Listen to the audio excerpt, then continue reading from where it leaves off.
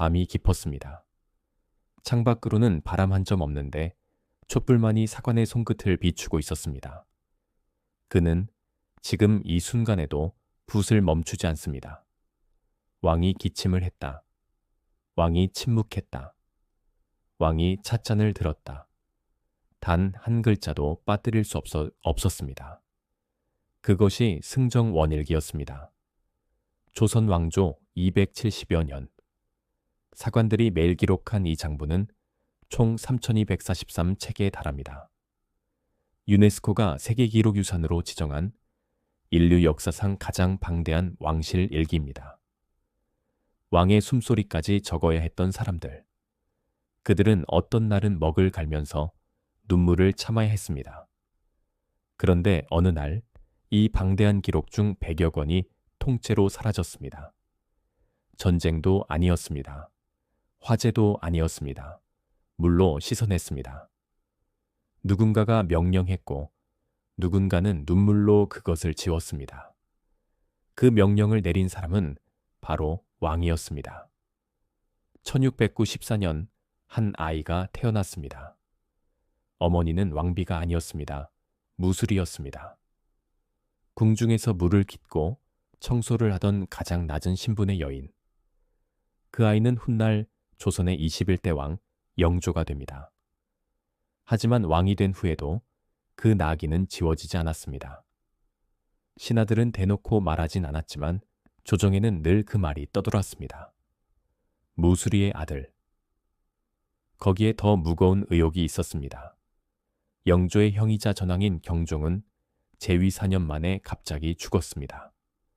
그리고 영조가 왕위에 올랐습니다. 사람들은 수군거렸습니다. 게장과 생감을 먹고 갑자기 쓰러진 왕. 그 자리에 있었던 왕의 동생. 독살설은 영조의 재위. 52년 내내 그를 따라다니는 유령이 됩니다. 이 두 가지 콤플렉스는 영조를 어떻게 만들었을까요? 그는 결벽에 가까운 완벽주의자가 됩니다. 도덕적으로 흠잡을 수 없어야 했습니다. 명분에서 벗어날 수 없었습니다. 그리고 무엇보다 자신의 대를 이을 후계자가 완벽해야 했습니다. 하나밖에 없는 아들, 사도세자를. 사도세자는 원래 뛰어난 아이였습니다. 승정원일기는 어린 세자의 총명함을 여러 차례 기록했습니다. 그림에 재능이 있었고 무예를 즐겼으며 웃음이 많았다고 합니다. 그런데 영조는 그 아이를 사랑하는 방식이 잘못되어 있었습니다. 아니, 더 정확하게 말하면 영조는 아들을 사랑하는 방법을 몰랐습니다. 세자가 무언가를 잘하면 영조는 칭찬 대신 더 높은 기준을 들이밀었습니다. 세자가 실수를 하면 영조는 조정 신하들 앞에서 아들을 꾸짖었습니다. 공개적으로, 반복적으로, 잔인할 만큼 철저하게. 승정원일기에는 영조가 아들에게 했던 말들이 고스란히 남아 있습니다. 너 같은 자식을 두어 놔라 망신이다. 내 형이 일찍 죽은 것이 차라리 다행이었을까 싶다. 왕이 자기 아들에게 한 말입니다. 사관은 그것을 받아 적으며 어떤 표정이었을까요? 이 압박이 수년, 10년 넘게 쌓이자 사도세자에게 이상 증세가 나타나기 시작합니다. 가장 기이한 것은 의대증이었습니다. 옷을 입지 못하는 병입니다. 영조 앞에 서려면 반드시 정복을 갖춰야 했습니다. 그런데 옷을 입으려 하면 극도의 공포가 밀려왔습니다. 손이 떨리고 구역질이 났습니다. 때로는 몇십 벌의 옷을 갈아입히고 찢어버리기를 반복했습니다. 사도세자는 아버지를 만나러 가는 길이 그 자체가 지옥이었습니다. 아버지 앞에서 아무 말도 못하고 벌벌 떨던 그 남자는 돌아서면 달라졌습니다. 궁녀들에게 폭력을 휘둘렀습니다. 내관들을 두들겨 패기도 했습니다. 공포는 어딘가로는 흘러야 했습니다. 그는 무너지고 있었습니다. 천천히, 그리고 돌이킬 수 없이. 1755 년 창경궁. 눈이 오래간만에 부드러웠습니다. 그의 손자, 갓 4살 된 아이가 아장아장 걸어오고 있었습니다. 훗날 조선의 20이 대왕 집복헌. 봄볕이 마루에 내려앉는 오후였습니다. 영조의 정조가 될 그 아이. 영조에게 이 아이는 단순한 손자가 아니었습니다. 아들에게 실망한 만큼 모든 기대와 집착이 이 아이에게 쏠려 있었습니다. 어떤 날은 직접 아이의 공부를 봐주고 어떤 날은 밥상 차림을 직접 확인했습니다. 새손의 건강과 교육을 위해서라면 궁녀 하나쯤은 눈 하나 깜짝 않고 내쫓는 사람이었습니다. 아이가 품에 안겼습니다. 영조는 본능적으로 아이의 머리카락에 코를 가져다 댔습니다. 그 순간 그의 콧날이 파르르 떨렸습니다. 새손의 비단 저고리에서 나서는 안 될 냄새가 났습니다. 시큼하고 끈적한, 의심할 여지가 없는 술 냄새였습니다. 유모 최 씨는 새손을 가장 가까이서 돌보는 여인이었습니다. 궁궐 생활의 고단함을 달래기 위해 몰래 술을 마셨고 그 냄새가 아이에게 배었던 것입니다. 영조는 그 자리에서 유모를 불러들였습니다. 무릎을 꿇린 유모 앞에 아이의 저고리를 던졌습니다. 영조, 내년이 먹인 것이 젖이냐, 독이냐. 목소리는 낮았습니다. 그래서 더 무서웠습니다. 유모는 약으로 마셨다고 빌었습니다. 몸이 좋지 않아서라고 이마를 바닥에 박으며 울었습니다. 그러나 영조에게 그것은 변명이 될 수 없었습니다. 새손의 몸이 오염된 것이었습니다. 자신의 마지막 희망이 더럽혀진 것이었습니다. 유모 최 씨는 그날로 궁 밖으로 쫓겨났습니다. 이름도 행방도 그 이후의 삶도 기록에서 완전히 사라집니다. 멀리서 그 장면을 지켜보던 4살짜리 아이는 아무 말도 하지 않았습니다. 그저 조용히 보고 있었습니다. 그 눈이 너무 조용해서 더 마음이 아팠습니다. 이 궁궐에서 완벽하지 않은 것들은 사라진다는 것을 그 아이는 그날 배웠을 것입니다. 1762년 사도세자의 나이 28.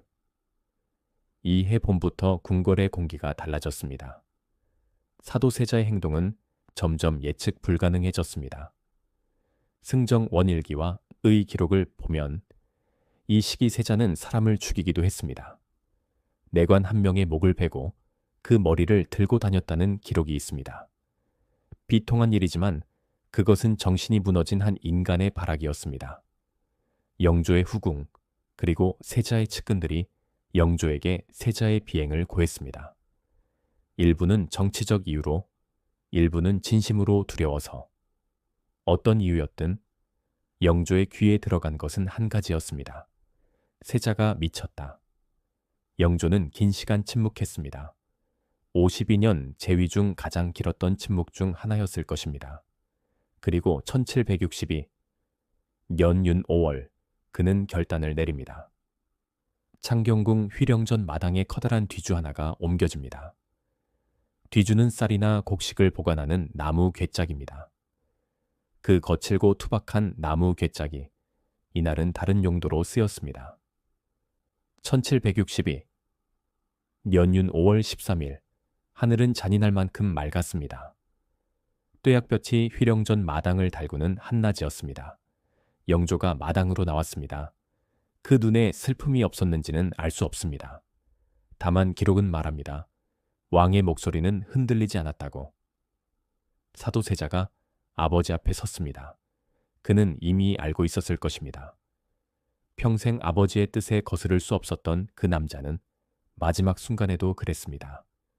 저항하지 않았습니다. 도망치지 않았습니다. 그저 뒤주 안으로 걸어 들어갔습니다. 그 순간 작은 발소리가 마당으로 달려 들어왔습니다. 11살의 새손이었습니다.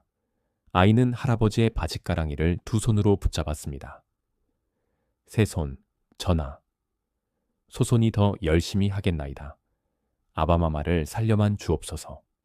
목소리가 끊어졌다가 다시 이어집니다. 11살 아이입니다. 영조는 손자의 손을 천천히 떼어냈습니다.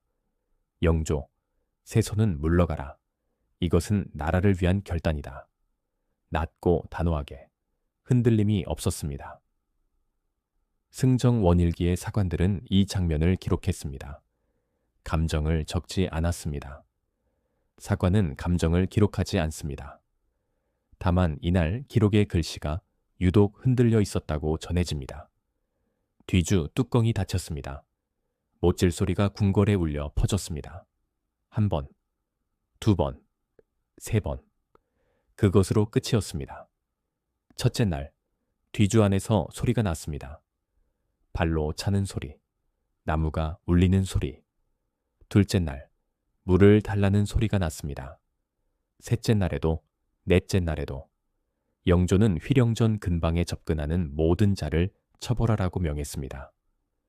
신하들은 상소를 올렸습니다. 세자를 살려달라고, 제발 꺼내달라고. 영조는 그 상소를 올린 자들을 유배 보냈습니다. 승정원 일기는 28일간의 기록을 분 단위로 남겼습니다. 몇 시에 상소가 올라왔고, 몇 시에 거부되었고, 그 사이 얼마나 많은 사람들이 무릎을 꿇었는지. 사관들은 그것을 모두 받아 적었습니다. 울면서 혹은 울지 않으면서. 여섯째 날 소리가 줄었습니다. 일곱째 날 아주 가끔만 들렸습니다. 여덟째 날 아무 소리도 없었습니다. 1762 연윤 5월 21일 사도세자 향년 28. 그의 아버지는 그의 이름을 사도 시다오라 고쳐 불렀습니다. 생각할 삶 사전 2 슬퍼할 도 다오. 생각하면 슬프다. 영조가 아들에게 준 마지막 이름이었습니다. 세월이 흘렀습니다. 11살에 아버지를 뒤주 안에서 잃었던 아이는 왕이 되었습니다. 조선의 22대왕 정조입니다. 정조는 아버지를 잊지 않았습니다. 아버지를 장원세자로 추존했고 화성을 쌓아 원침을 모셨습니다. 평생 아버지의 이름을 되살리기 위해 싸웠습니다. 그런데 어느 날 정조는 명을 내렸습니다. 이모년 그 8일간의 기록들을 물에 씻어 없애라. 정조, 이 기록들을 세초하라. 아비에 대한 자식의 마지막 돌이다. 혼잣말처럼 오래 침묵한 뒤에 내린 명이었습니다. 세초, 시차오. 붓으로 쓴 기록을 물로 씻어 없애는 일. 100여 권이 사라졌습니다. 그 안에 어떤 기록이 있었는지 이제는 알 수 없습니다. 그러나 역사는 묘한 방식으로 기억을 보존합니다. 기록이 지워졌다는 사실 자체가 영원히 남았습니다. 무언가를 지으려 했던 사람이 있었다는 것, 그것을 보고 싶지 않을 만큼 아팠던 사람이 있었다는 것. 승정원일기는 오늘도 남아 있습니다. 3243책으로, 지워진 자리에 윤곽으로. 그 빈 페이지가 어쩌면 가장 많은 것을 말하고 있습니다. 잊혀진 역사 속 인물들에 대한 이야기, 다음 편에 계속해서 이어나가겠습니다.